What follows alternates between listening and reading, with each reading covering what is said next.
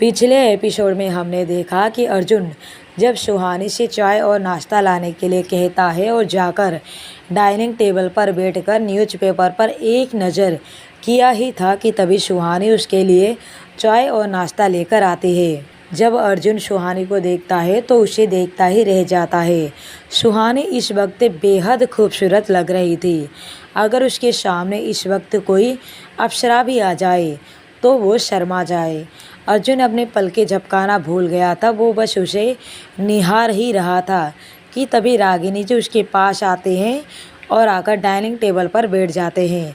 उनको देखते ही अर्जुन अपनी जगह से खड़ा हो जाता है। उसका पूरा मूड खराब हो जाता है और वो वहाँ से जा रहा होता है कि पीछे से रागिनी जी ने कहा, अर्जुन हमें आपसे कुछ बात करनी है। अर्जुन ने बिना पीछे मुड़े कहा, लेकिन हमें आपसे कोई बात नहीं करनी। हमारे पास इतना फालतू का टाइम नहीं है कि हम फालतू लोगों से बातें करें। सुहानी को ये सब अजीब लग रहा था कि कोई अपनी माँ से इस तरह कैसे पेश आ सकता है, लेकिन उसे अर्जुन के अतीत के बारे में कुछ भी नहीं पता था। रागिनी जी ने कहा, पर बेटा हम आपकी शादी को लेकर। वो अभी बोल ही रहे थे कि अर्जुन ने कहा, प्लीज़ आप मुझे बेटा ना कहें, और रहा शादी की बात तो उसके बारे में आपको सोचने की कोई ज़रूरत नहीं। कहता हुआ वो वहाँ से चला जाता है। अर्जुन अपने कार में बैठता है। ड्राइवर गाड़ी चला रहा था। वो पीछे बैठा बैठा अपने अतीत में खो जाता है और जैसे एक जीवंत आवाज़ सुनाई देने लगती है, मम्मा आप मुझे स्कूल छोड़ने चलिए ना, ये रागिनी आंटी मुझे छोड़ने क्यों जाएंगी। तो उनकी माँ ने कहा, बेटा ऐसा नहीं बोलते, तुम रागिनी आंटी के साथ जाओ। तो अर्जुन ने जिद करते हुए कहा, नहीं मम्मा मुझे आपके साथ ही जाना है। आप ही हमेशा मुझे छोड़ने आती हो ना, तो आज मैं ये आंटी के साथ क्यों जाऊं। उसकी माँ ने उसे कहा, नहीं बेटा अब आपको रागिनी आंटी हमेशा छोड़ने जाएंगे और आप उनके साथ जाओगे। आप अच्छे बच्चे हो ना, अच्छे बच्चे जिद नहीं करते। तो अर्जुन अपनी माँ के गले लगता हुआ कहता है, ठीक है मम्मा। और वो रागिनी आंटी का हाथ पकड़कर जा ही रहा होता है कि अचानक से रुक कर पीछे मुड़ता है।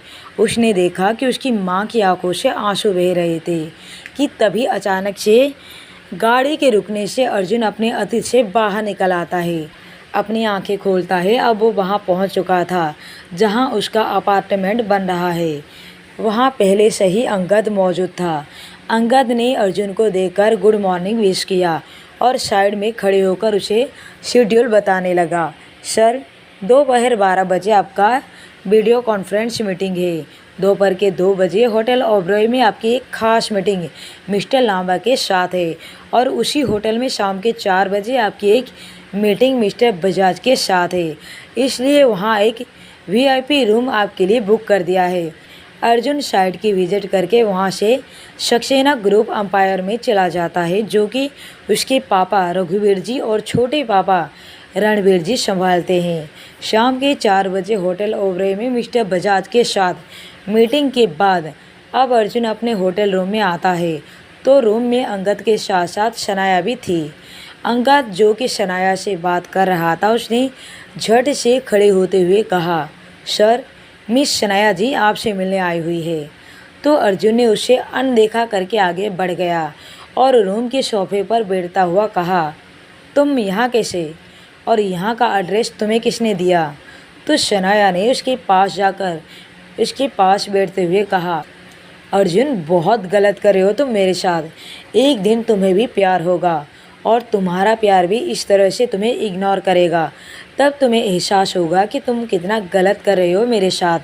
कहते हुए उसने अर्जुन के कंधे पर अपना हाथ रखा ही था कि अर्जुन ने उसके हाथ को अपने कंधे से हटाते हुए अंगद को बाहर जाने का इशारा किया और शनाया से कहा, और वो दिन अर्जुन सक्सेना की ज़िंदगी में कभी नहीं आएगा। प्रैक्टिकल होकर रहना है तो रहो, अगर इमोशनल फूल बनना है तो मुझसे दूरी बना लो, क्योंकि मैं ये प्यार व्यार घर बसाना जैसे नौटंकी में नहीं फंसना चाहता। मेरी ज़िंदगी का मकसद कुछ और है। You know I love you. मैं तुमसे नाराज़ होकर, तुमसे दूर होकर मैं जी नहीं सकती। तुम मेरी कमज़ोरी बन चुके हो अर्जुन। तो अर्जुन ने उसे एक नज़र करते हुए कहा, ये फालतू का ड्रामा मेरे सामने ना ही करो तो अच्छा है। अर्जुन ने अपना ब्लेजर उतारकर शर्ट के बटन खोलते हुए कहा। अर्जुन की आवाज़ में थोड़ा गुस्सा था। तो शनाया ने कहा, छोड़ो ना अर्जुन, हर बात में गुस्सा क्यों करते रहते हो? तो अर्जुन ने बिना उसे देखते हुए कहा, क्योंकि मुझे यही करना आता है। शनाया ने अर्जुन के गाल पर अजीब तरह से उंगलियां फेरते हुए कहा, तुम्हें प्यार भी करना बहुत अच्छी तरह से आता है। शनाया ने अपनी हाथ अर्जुन के सीने पर फेरते हुए कहा। अर्जुन उसका हाथ खुद पर से हटाते हुए कहा, उसे प्यार नहीं, फिजिकल होना कहते हैं। तो शनाया ने कहा, चलो ठीक है, यही सही, मैं तुम्हारे साथ फिजिकल होना चाहती हूँ। अर्जुन ने अपनी शर्ट के बटन उतारते हुए कहा, लेकिन मुझे तुम्हें कोई इंटरेस्ट नहीं है। शनाया ने उसे पीछे से पकड़ते हुए कहा, लेकिन मैं तुम्हारे अलावा किसी और के बारे में सोच ही नहीं पाती हूँ। I need you Arjun.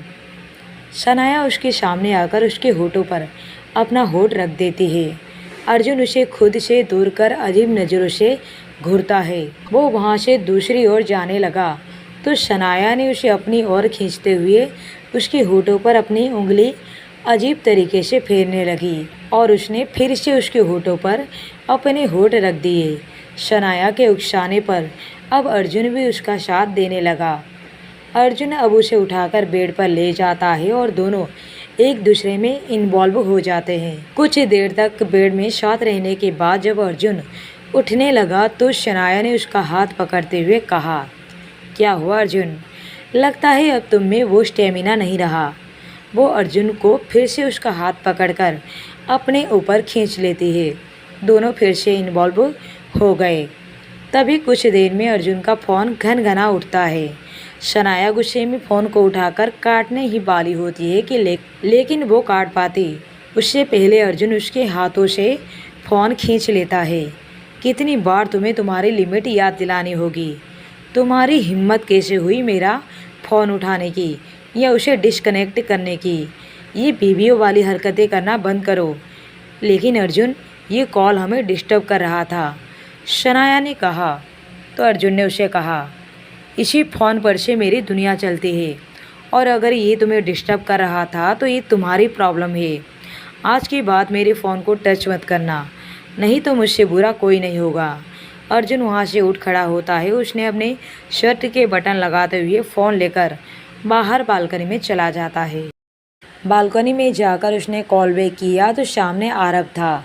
आरब ने कहा, भाई बड़ी माँ का एक्सीडेंट हो गया है, उनके सिर पर काफ़ी चोट आई है, काफ़ी खून भी बह गया है। मेरे ख्याल से आपको इस वक्त घर आ जाना चाहिए। तो अर्जुन ने नफ़रत भरे अंदाज में कहा, मेरे पास इतना फालतू का वक्त नहीं है। हाँ, अगर पैसा चाहिए तो ट्रांसफ़र कर सकता हूँ। आरब ने समझाते हुए कहा, भाई ये आप कैसी बातें कर रहे हैं? आप आएंगे तो उन्हें अच्छा लगेगा। मैंने पैसे के लिए आपको कॉल नहीं किया है। तो अर्जुन ने कहा, तो फिर रात को मिलते हैं, क्योंकि इस वक्त मैं इससे भी ज़्यादा ज़रूरी काम में बिजी हूँ, कहकर कॉल कट कर देता है। कॉल कट करने के बाद अर्जुन थोड़ा सख्त हो जाता है कि पीछे से शनाया आकर अर्जुन को पीछे से बाहों में भरते हुए कहा, अर्जुन, किसका कॉल था? कब से बातें कर रहे हो? चलो ना, कितने दिनों के बाद मिले हम। अर्जुन ने उसे अपने एक हाथ से दूर करके साइड कर दिया और अपना ब्लेजर पहनकर ब्रीफ केस लेकर वहाँ से निकलने को हुआ तो शनाया ने उसे रोकते हुए कहा, अर्जुन, ये अचानक से कहाँ जा रहे हो? कुछ बोलोगे भी? कहाँ जा रहे हो? तो अर्जुन ने बिना उसकी ओर नज़र किए कहा, तुम्हें हर बात बताकर करना मैं ज़रूरी नहीं समझता। वो वहाँ से निकल जाता है। अर्जुन रात को देर रात घर आता है। डोरबेल बजाता है तो घर का सर्वेंट आकर खुलता है। अर्जुन अंदर आकर देखता है कि हॉल रूम में सिर्फ रघुवीर जी, अर्जुन के पिता, परेशान से इधर से उधर, उधर से इधर, लेफ्ट राइट कर रहे थे। बाकी कोई दिखाई नहीं दे रहा। शायद सब सो चुके हो। वैसे भी देर रात हो चुकी थी। अर्जुन बिना उनकी ओर देखे अपने कमरे की ओर जाने लगता है तो रघुवीर जी ने पहली बार उसे रोकते हुए पूछा, अर्जुन, तुम सच में इंसान नहीं रहे, तुम्हें आरव ने बताया कि रागिनी को सिर पर चोट आई है। क्या बेटे होने के नाते तुम्हारा फर्ज नहीं था कि अपनी माँ को देखने आने का? माँ है ना वो तुम्हारी। अर्जुन ने उनकी ओर कदम बढ़ा दिया और उनके करीब जाकर उनकी आंखों में आंखें डालकर बोला, माँ नहीं है वो मेरी, पर हाँ मेरी माँ का घर उजाड़ने वाली औरत जरूर है। नफ़रत है मुझे उससे, और उससे कहीं ज़्यादा नफ़रत है मुझे आपसे। रघुवीर जी ने दांत पीसते हुए कहा, अगर इतना ही नफ़रत है मुझसे तो अपने नाम के पीछे से मेरा नाम हटा दो। अर्जुन सक्सेना से सिर्फ अर्जुन बन के दिखाओ, कोई पहचानेगा भी नहीं तुम्हें। और ये पावर है तुम्हारा, ये जो नाम, ये शोहरत, ये सब कुछ मेरे बदौलत है। अर्जुन ने नाम में सिर हिलाते हुए कहा, नहीं मिस्टर सक्सेना, ये तुम्हारी गलतफहमी है। मेरे नाम के पीछे ये जो सक्सेना लगा है वो मुझे आपसे नहीं बल्कि मुझे मेरे विरासत से मिला है। आज मैं आपके पहचान का मोहताज नहीं। लोग मुझे आपके नाम से नहीं बल्कि मैंने खुद अपना इतना बड़ा नाम कमाया है कि लोग मेरे नाम से आपको जानते हैं। दिन रात एक कर दिया मैंने इस मुकाम को हासिल करने के लिए। अब बस एक ही मकसद बचा है मेरी ज़िंदगी में, आप पति पत्नी दोनों को दर दर की ठोकरें खाने के लिए मजबूर ना कर दो, कोड़ी कोड़ी के मोहताज ना कर दो। तो मेरी माँ की आत्मा को शांति कैसे मिलेगी? रघुवीर जी इस वक्त अर्जुन की आंखों में अपने लिए नफरत ही नफरत देख रहे थे, जबकि अर्जुन ने रघुवीर की आंखों में झांककर ये सब कुछ कहने के बाद वहाँ से बिना पीछे मुड़े चला जाता है। वो इस वक्त बदले की आग में जल रहा था। अर्जुन ने कमरे में जाकर देखा कि सुहानी कमरे में नहीं थी। अब ये लड़की कहाँ गई? अब वो बिना सुहानी को ढूंढे सबसे पहले शावर लेने जाता है। शावर का ठंडा पानी उसके अंदर के जल रहे आग को शांत नहीं कर पा रहा था। मन की आग को भला कोई शावर कैसे शांत कर पाता? उसने शावर लेकर बाहर आया। अब वो कपड़े पहन सिगरेट का पैकेट लेकर बालकनी में चला गया। कुछ देर वहाँ बैठकर उसने खुद को कुछ हद तक शांत किया। अब तक तो उसने सिगरेट का पूरा पैकेट ही उड़ा दिया था। अब वो सुहानी को ढूंढने निकला। उसे यकीन था कि पक्का सुहानी इस वक्त रागिनी जी के पास ही होगी। रागिनी जी का इलाज घर में ही चल रहा था। एक खाली कमरे में उनका बेड लगा दिया गया था। उनकी सेवा के लिए एक नर्स को भी रखा गया था। डॉक्टर तो कब का जा चुका था, पर नर्स को उनकी देखभाल के लिए रखा हुआ था। अर्जुन उस कमरे में जाता है तो देखता है वहाँ सुहानी रागिनी जी के बेड के पास बैठी बैठी सो गई है। नर्स की भी आंख लग चुकी है। रागिनी जी को अभी भी होश नहीं आया है। अर्जुन रागिनी जी की तरफ एक नज़र देखता भी नहीं और सुहानी को अपनी बाहों में उठाकर अपने कमरे में ले आता है।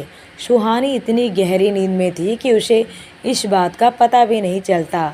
अर्जुन उसे लाकर अपने बेड पर लेटा देता है। लेटा कर वो जैसे ही उठने को हुआ कि वो अटक जाता है, क्योंकि सुहानी उसकी कॉलर से उसे पकड़ी हुई थी।